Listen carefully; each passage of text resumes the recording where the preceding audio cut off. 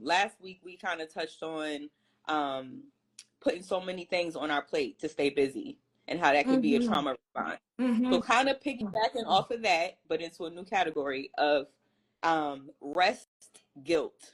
Ooh. So yes, yes, yes, I yes, love yes. So when I say when you come up with stuff and don't tell me. I knew you would like it. I'm like, should I tell him before the call? No, I just want to wait till we get on the call. Okay. Rest guilt being a thing. Yes. In terms of when I say rest guilt, I mean why we don't allow ourselves to take a minute and breathe, especially Mm. people of color, Mm-hmm. and feel guilty for actually sitting still. You want me Go to ahead. start? I just unleashed. I threw the grenade. You take it and run. First of all, I mean, there's so many ways to approach this question, right? So I'm gonna start here, but it's definitely not the only answer. The first thing that we should talk about is this grind culture, right? And this idea that our productivity and our worth are enmeshed with one another.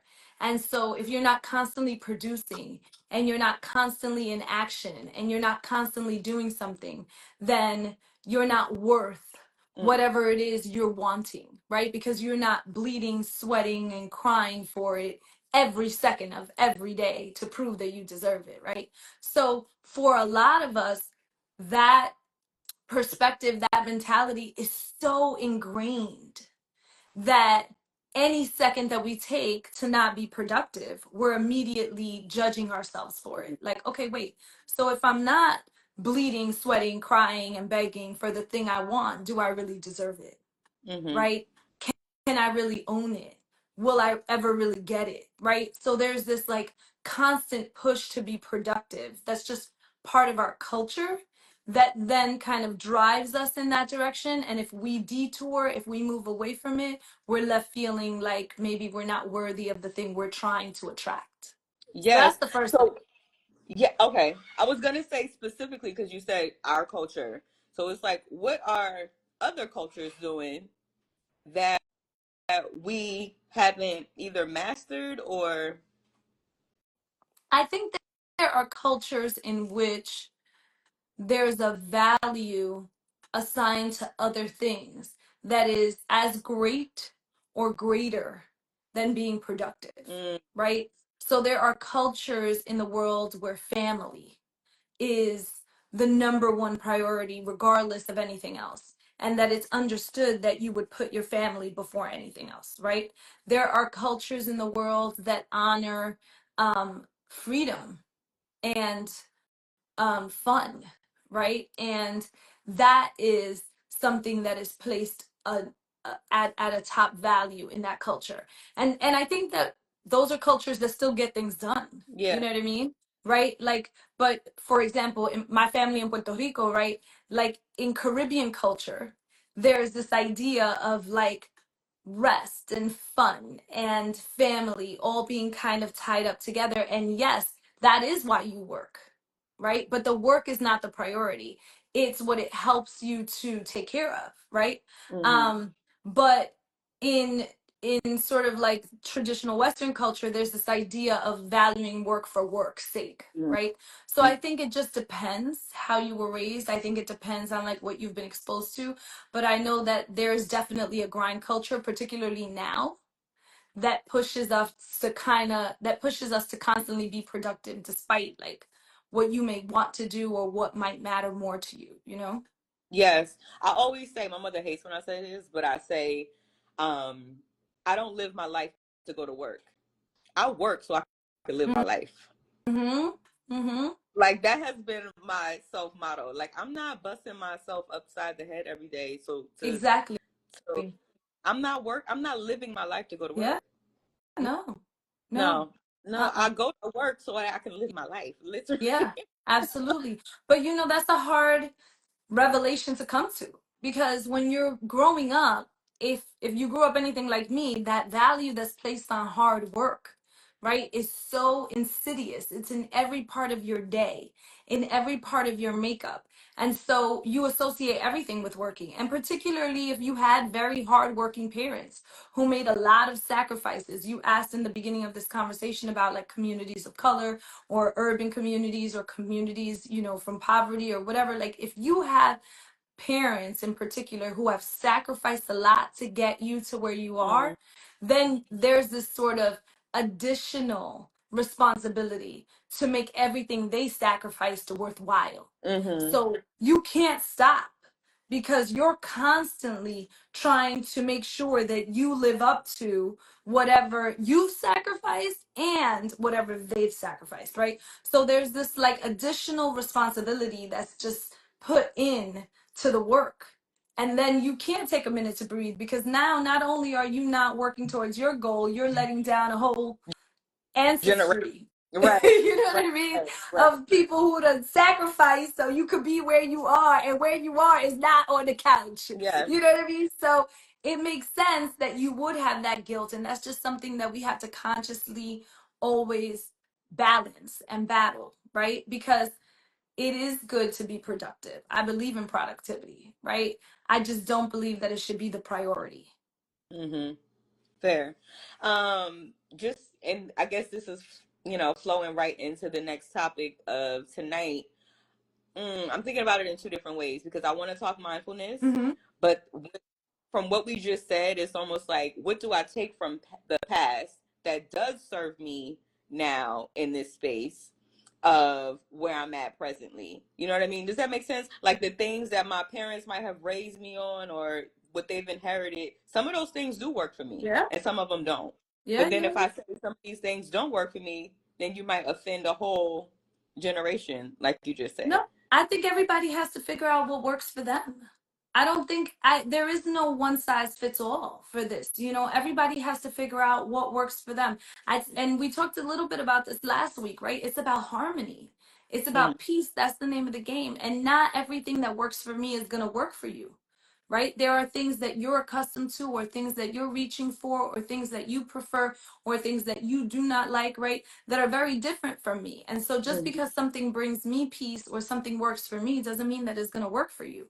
So I think we have to just get really, this is why we said last week, listening to yourself, right? Really being able to hear inside of yourself, challenging the conversations that go into your processing and your thinking and your analyzing, so you can get deep to the root of what you really want and what you really like and what you really don't like and what you really don't want, and have the real conversations with yourself so that you know what truly brings you peace and what's truly going to create harmony in your life, right? And then you can start to make sense of like, okay, this is what I was given, right? Through mentors, through ancestors, through family members, through friends, that I can really take with me and nurture. And this is what worked for them that ain't gonna work for me, Yeah. right? It's just not gonna work for me. But you don't want to be too quick to resist what they offer, and you also don't want to be too quick to embrace it. There has to be a calibration, right? Yeah. Of like, okay, let me try it, let me see, how do I, is there a, you know what I'm saying, that internal dialogue that really works to help you understand what fits in your life for your well-being and what doesn't. Yes. So in terms of thinking of the future, so I think a lot of times people do get stressed out because they are preoccupied with what's going to happen next. Mm-hmm. Why, so preoccupied with the things Mm-hmm. that have not happened yet and not as you were to say, like the mindfulness of being present. So some Mm-hmm. people can either be holding on to the past and Mm-hmm. they're not able to Mm-hmm. sit still and be present, or they're preoccupied with the That future. So how do is we the Yeah, that's the biggest issue. And that's why, to this day, one of the most effective treatments or approaches for handling stress is stress based mindfulness based stress reduction, right? That's still one of the greatest modalities that we have, because if you can help people to be present in the moment, in the now, it really allows them to take a breath, right? So they're not stuck in what already happens, which is what's getting us, stuck, right? What's keeping us trapped. And they're not projecting themselves into the future where everything is uncertain and there's no solid ground to stand on and to be in, right? So you really want to be able to keep people present and steady, right? Not drowning in the past and not floating in the future, right? But grounded now, here in the moment. And so I know that's hard, by the way. Like, I'm not out here advertising it as an easy task to accomplish. Like, being present is a difficult thing to be. And there is a time to process what has passed and see how it impacts you. And there is a time to plan for what's coming and to be prepared. So I'm not suggesting that you should never go there, but you have to find a way to also be grounded here and now, right? And that's what I always try to explain to people. And that's what helps me. Again, everybody has to find what helps them. But that's what helps me, and that's what helps hundreds of thousands of people who have been studied, to really get some sort of effective treatment and perspective from mindfulness based stress reduction, right? Is really about, where am I right now? What does it sound like here? What does it smell like here? What am I feeling right here? Right? What, what's present with me here? Who's present with me here? Right? Where are my feet touching? What's beneath me? What am I breathing in? How am I breathing? When was the last time I was breathing? Right? Like, all of those questions that we really have to ask constantly to check in with ourselves so that we're here where we need to be, because that's where you can make changes here and now. What about when my peace feels boring to me? Yeah, I done worked my whole life to be boring. I don't know why people say the word boring like it's a bad thing. Yes, but Let me and tell you something about my toxic 20s. They were super exciting. And they listen, were not healthy at all yeah, in any way. yeah. I don't know why people don't knock boring. Boring is everything. So this is the thing, because there are some people. Hi, Andrea. Hey, Christia.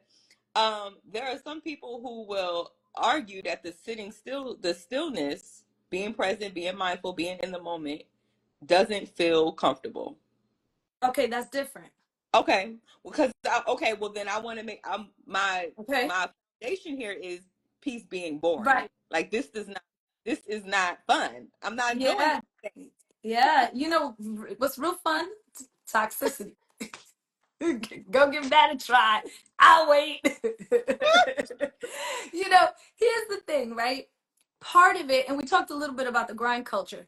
Part of it is because we're so used to moving, right? We're used to movement. We're constantly used to movement. We're used to being stimulated, right? And we've become a little bit stimulation addicted, right? And so at this point of our lives, we might struggle with sitting still. It might be uncomfortable. Uncomfortable and boring are different, right? Like, when I first started to sit with myself, and that was really hard because I would try to meditate and I'd be like, okay, I'm not thinking about anything. I'm not thinking about anything. I'm not thinking about anything. Wait, I'm thinking, what do I have to do? Did I? Oh no, I'm thinking, okay, you know what I'm saying? And then I was in it again, right? And I was like, damn, I messed up. I got to do it again. And then I start over, right?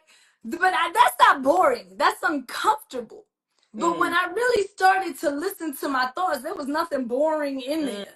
There was a mm. lot of excitement going on in there, right? So if you find yourself to be boring, right, you may not be as well acquainted with yourself as you might want to get.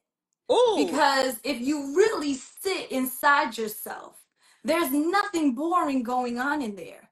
There is so much in each of us at all times, right? There's spiritual ancestry at play. There is emotional trauma mm, that has been buried. There is cognitive communication constantly. There is plans and strategy being developed, right? There is so much going on inside of any of us that is mm. truly, truly exciting. So I Yeah. don't think that sitting with ourselves is boring. I think that maybe if you're bored when you sit, it's because you're not really, really hearing it all. Mm. And that's the skill we might want to work on, is how do you really, really listen to yourself, right? Yeah, if you don't know how to listen to yourself and you just sitting there, that can be boring. You know what I'm saying? Mm-hmm. But that doesn't mean stop. That means dig deeper, right? Dig deeper. Because I promise you, what's inside of you is not boring at all. You're right. To your point, it's like the mystery of uncovering yourself is so fun. The Mm-hmm. mystery of like these puzzle pieces and this divine wisdom that you get when you by yourself is Mm-hmm. like, oh, I've been missing this the whole time. Mm-hmm. Oh no, it's Yeah. good. Yes, it's And good. then we got people to talk about they want to be in relationships. But I want somebody who's gonna listen to me. When's the last time you listened to you? Because they're the ones talking about it's boring to listen to them. And then they're mad that they can't find someone to listen to them. Right? It's because probably what you're communicating is the very limited thing you're hearing of yourself. If you dig deeper, what you'll be able to communicate to others will also be deeper. And that level of substance will attract a different kind of partner. Mm. Mm. That level of substance will attract a different. That's the type of substance I'm trying to attract a partner. Anyway, Andrea, I see you. Listen, we're gonna have to get you in here one night. You know that's Andrea from Beyond Love. Hi! Okay, switching gears a little bit on terms on the back of relationships because friendship stress is also a thing. Friendship breakups and the stress that, Yes. especially in these big ages that we're getting to, and it's hard to find Yes. good friendships. The stress Yes. when you are outgrowing friends or you are Yes. outgrowing relationships, it is not for the faint. So how do we deal when we with outgrowing relationships in our friendships and how we handle or nurture, or when is it time to let go of a friend and when is it time to say maybe we will meet in 20 years again? I used this last week. I'm going to use it again. I'm going to use it every week. I'm going to use it all the time until it doesn't work. Check your breathing. Check your breathing. Like, I have friends that the minute I know they're coming, my shoulders drop. I'm so excited to see them and I just breathe easy, right? And I have people in my life that used to be friends that the minute that I even hear, if I even see their name pop on my phone, I'm like, Mm, mm, right? Like mm, I'm emotionally hiding inside myself as if they could see me through the call. You know what I'm saying? Because mm, you know when the energy is depleting you at a rate more rapid than it is replenishing you. You know that. You know that. And you just have to check in with yourself. And I don't think I said this last week. I don't believe in like permanently cutting people off for the rest of life, right? I believe in shifting relationships. Not all relationships are meant to be intimate relationships. Not all intimate relationships are meant to be consistent communication relationships, right? Like relationships can look very differently depending on what you need in order to have a healthy boundary with the person with whom you are in relationship, right? There's some people that I speak to all the time. There's some people that I speak to once in a while. There's some people that feel this way about me that don't take my call. You know what I'm saying? Because of whoever I was in that relationship, right? So it's not a one-way street. I'm not suggesting that, you're the only one cutting people off, right? Some people might be cutting you off, and you may want to check in with that too.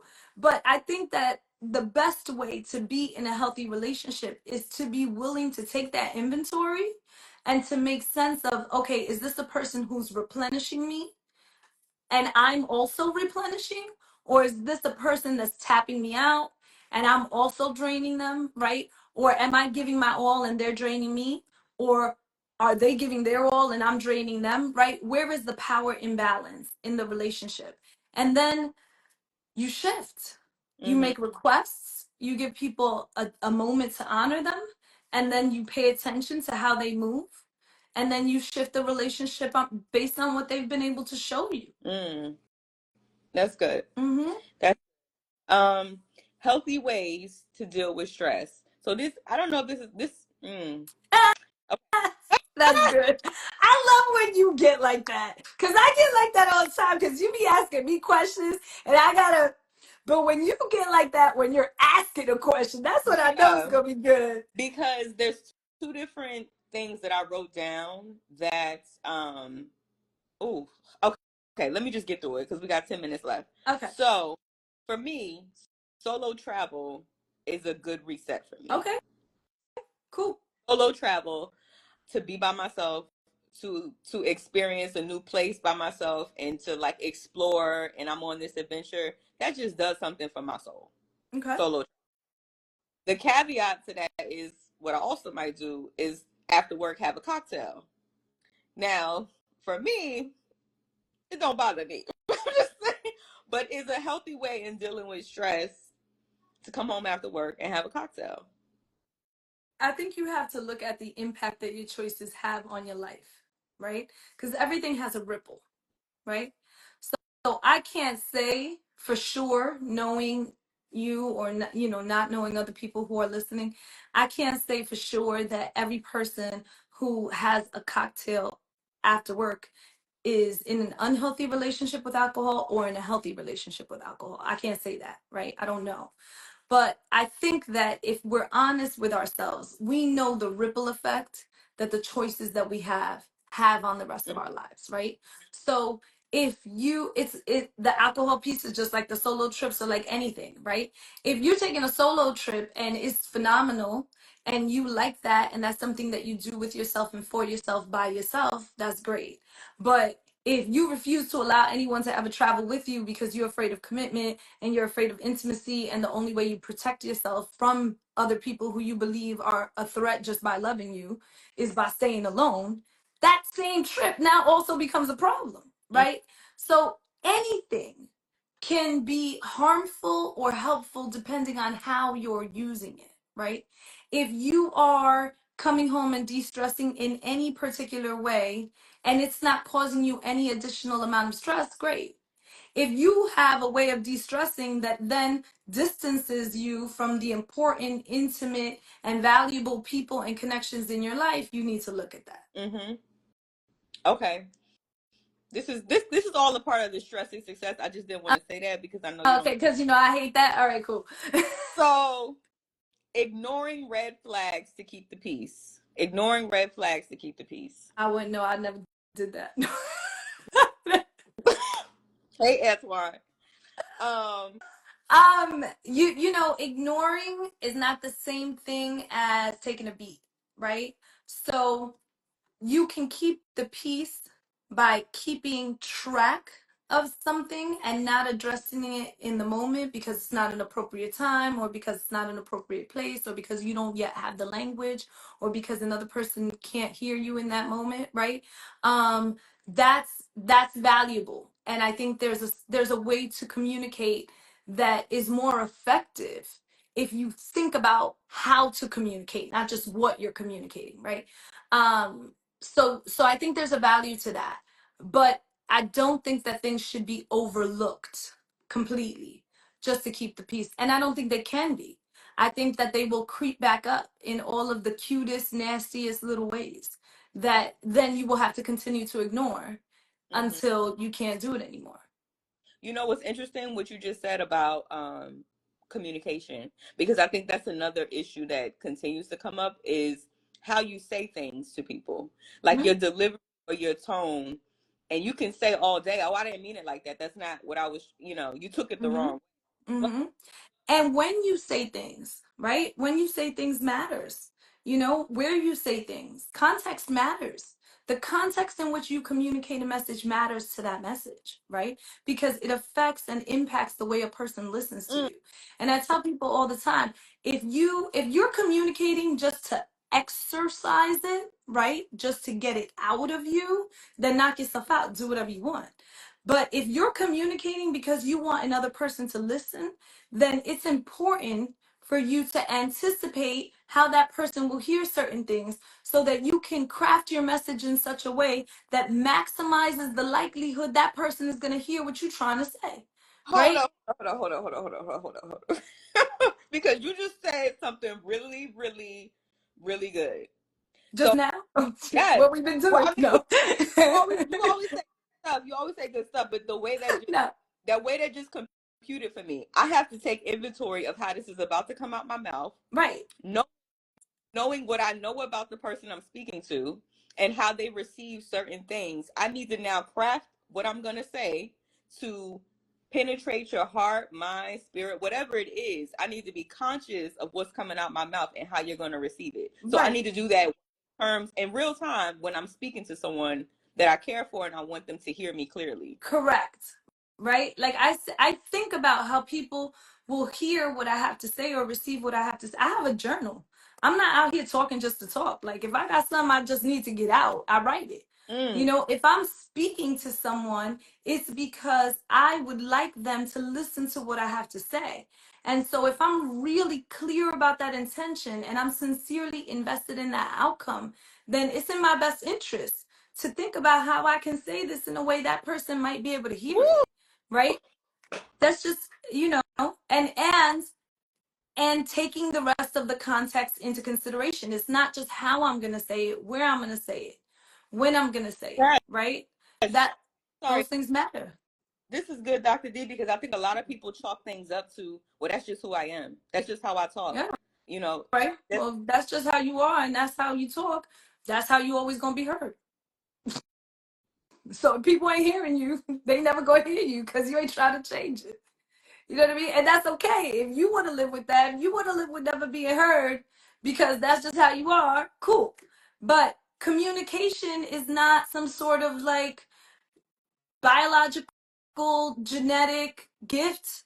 It's not some sort of talent that some people get and other people don't, right? It's a skill and you learn how to communicate effectively, but you have to be interested in that. You have to be paying attention, right? And you have to care that other people are also receiving what you have to say. A lot of people will speak just because they need to get it out. So mm. they're not invested in other people listening. They're just trying to get it out. And that's fine. If that's why you speak, that's fine. Just then don't complain if you're not heard. Because that was not your intention. You you know what I wasn't trying mean? you wasn't trying to be heard in the first place. You just wanted to Right. vent. You definitely wasn't invested enough in being heard to figure out how to maximize the likelihood of it. So, you know, think it through. I'm a do what you want kind of person, right? I'm not trying to control how people move. I just think it's important for people to understand how their moves impact their circumstance so they can take responsibility for it and not be flabbergasted when their action has a very predictable reaction and then they're sort of taken aback, right? So my whole thing is move how you want to move, but take into consideration how that movement is going to impact the rest of your world. Okay, last one. Last question. We signing off at 7:30, so y'all stick with us. Last one I'm throwing at Dr. D for the night. Unless y'all got some questions, y'all better drop them in now because she be trying to get off the calls quick. Um, Dag, did I just forget my question? Dag it. Wait a second. Okay. All right. Okay, I go ahead. You get it. I'm gonna say something because I think it's a good one for this conversation that we're having. And my husband Eddie and I talk about this all the time. And I told him that I talk about him, and he's like, "I'm gonna get on these IG lives." But here's a perfect example. My husband is a military man, right? And so he has a very specific way of moving through the world that was nurtured by some very interesting systems, right? That's all I'm gonna say. And so one of the things that we had to resolve very early on in our relationship is when we would have a disagreement about something, I would want to talk immediately, right? Like just, I mean, whatever it is, right? It could be important, it could be little, whatever. I want to talk about it immediately, right? And he would get frustrated and not really pay attention to what I'm saying. And so this was very early on in the relationship. And one of the things we do that I advise everybody to do is have meta conversations, right? Have conversations about how we gonna have conversations. You know what I'm saying? So one day when we weren't disagreeing, I was like, we should talk about how we've been disagreeing, right? Over the last, you know, it was like the first 3 months of our relationship or something. And I was like, you know, I feel like when I come to you with something, you don't respond and you don't engage, and that's frustrating to me. And he said to me one of the most important things I ever learned about my communication style. He said to me, I cannot hear my own feelings over your words. mm, I cannot hear what I am feeling over your words. Talk. So if you come at me immediately with your feelings, that's great. But then when you start asking me questions about how I'm feeling, I don't have no answers for you. Because the whole time you've been.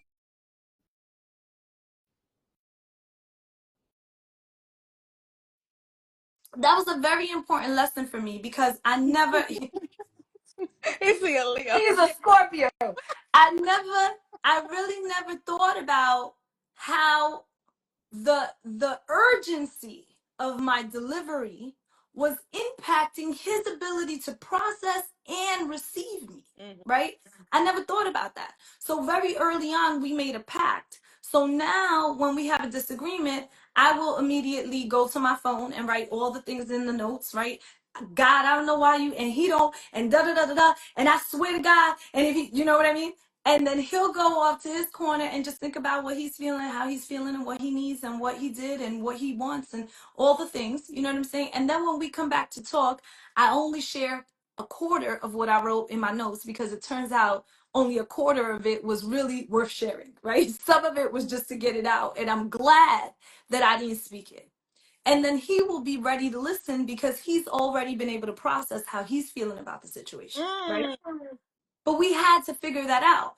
And that is an example of how, if you're interested in the other person listening to you, you take the time to figure out the when, the where, and the how of a message so that it maximizes. It's not always going to hit.